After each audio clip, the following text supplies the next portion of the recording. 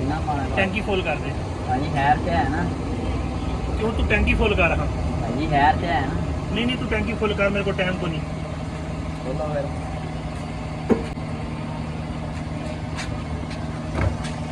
Check करो भाजी litre चल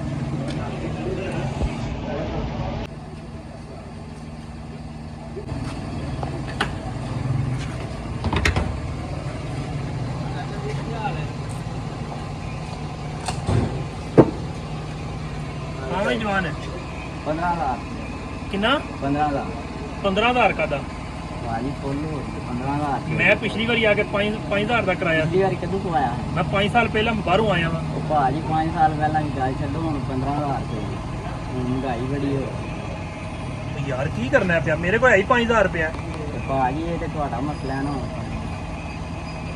कोई है को नहीं इन्ने पैसे दे 5,000 ਰੁਪਏ ਪਹਿਲਾਂ ਗੱਲ ਹੋਣੀ ਸੁਣੋ अच्छा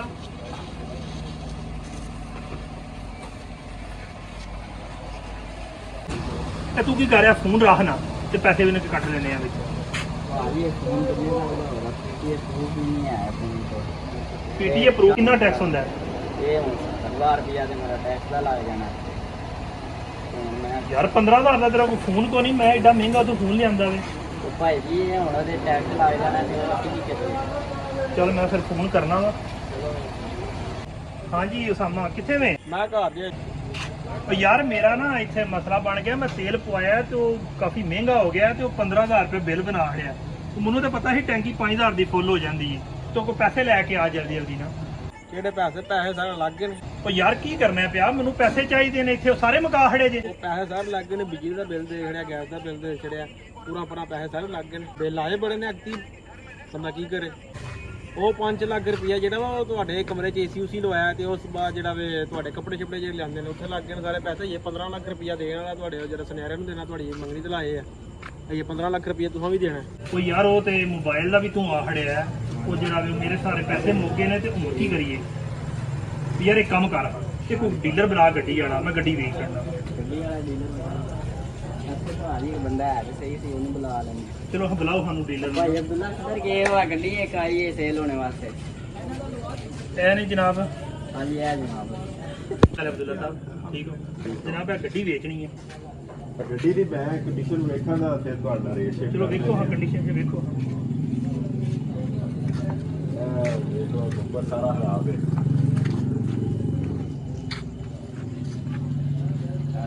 ਸਾਰੀ ਲੱਗੀ ਹੋਈ ਹੈ ਕਿੰਨੇ ਦੀ ਗੱਡੀ ਲਓ ਤੁਸੀਂ ਗੱਲ ਕਰੋ ਜਰਾ ਆ 20 ਲੱਖ ਦੀ ਮੈਂ ਲੈ ਲਾਂਗਾ ਤੁਹਾਡੇ ਕੋਲ ਯਾਰ ਮੈਂ 5 ਲੱਖ ਦੀ ਕੋਈ 4-5 ਦਿਨ ਪਹਿਲਾਂ ਲਈ ਹੈ ਜਿਹੜੀ ਕਿੱਥੇ ਰਹਿ ਰਹੇ ਹੋ? ਨਹੀਂ ਯਾਰ ਮੈਂ 5 ਲੱਖ ਦੀ ਲਈ ਪੰਜੀ ਦੀ ਲਈ ਹੈ ਹੁਣ ਵੇਖੋ ਦੌਰ ਤੇ ਉਹ ਦੌਰ ਵੇਖੋ ਤੇ ਗੱਡੀ ਮਾਡਲ ਵੇਖੋ ਤੁਸੀਂ ਉਹ ਯਾਰ ਨਾ ਕਰੋ ਮੈਂ ਗੱਡੀ ਏਰੀਏ ਇਹ 5,000 ਰੁਪਏ ਸਰ ਰੋਜ਼ ਕੀਮਤਾਂ ਚ ਯਾਰ ਮੇਰੀ ਮਜਬੂਰੀ ਤੋਂ ਹੁਣ ਫਾਇਦਾ ਨਾ ਚੁੱਕੋ ਸਰ ਤੁਹਾਡੀ ਮਜਬੂਰੀ ਤੁਸੀਂ ਦੇਣੀ ਹੈ ਹਾਂ ਤੇ ਦਿਓ ਨਹੀਂ ਤੇ ਮੈਂ ਜਾਵਾਂ ਚੱਲ ਦੇ ਯਾਰ 20 ਲੱਖ 20 ਲੱਖ ਦੇ ਜਰਾ ਮੈਂ ਤੁਹਾਨੂੰ ਆ ਬਿਆਨਾ ਦੇਣਾ ਜੀ ਜੀ ਤੇ ਬਾਕੀ ਜਿਹੜਾ 2 ਲੱਖ ਰੁਪਇਆ ਤੁਹਾਨੂੰ ਬਿਆਨਾ ਦੇ ਰਿਹਾ ਠੀਕ ਹੈ ਲੈ ਹਵਾਈ ਤੇ ਬਾਕੀ ਬੰਦਾ ਆ ਰਿਹਾ ਅੱਛਾ ਇਹ ਲੋ ਹਾਂ ਜਨਾਬ ਇਹ ਤੁਹਾਡੇ ਜਨਾਬ ਹੋ ਗਏ ਤੇਲ ਦੇ ਪੈਸੇ ਭਾਈ ਜੀ ਸਾਡੀ ਕਮਿਸ਼ਨ ਕਾਦੀ ਭਾਜੀ ਡੀਲਰ ਨਹੀਂ ਤੁਹਾਨੂੰ ਦਿੱਤਾ ਗੱਡੀ ਯਾਰ ਇਹ ਕਦੀ ਕਮਿਸ਼ਨ ਨਹੀਂ ਨਹੀਂ ਇਹ ਰੂਲ ਹੈ ਇੱਥੇ ਕਾਹਦਾ 2% ਕਮਿਸ਼ਨ ਹੁੰਦੀ ਹੈ 2% ਕਮਿਸ਼ਨ ਯਾਨੀ ਕਿ ਮੈਨੂੰ 40,000 ਇਹਨੂੰ ਵੀ ਦੇਣਾ ਪੈਣਾ ਹੈ ਮੈਂ ਆ ਭਾਈ ਆ ਫੜ ਤੇ ਜਿੰਨੇ ਵੀ ਨੇ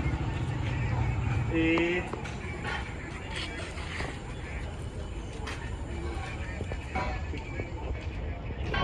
ਲੈ ਬਈ 40,000 ਰੁਪਇਆ ਲੈ ਠੀਕ ਹੈ ਤੇ ਹੁਣ ਠੀਕ ਹੋ ਗਿਆ ਹਾਂਜੀ ਉਸਾਮਾ ਉਹ ਕਿੱਥੇ ਵੇ ਮੈਂ ਘਰ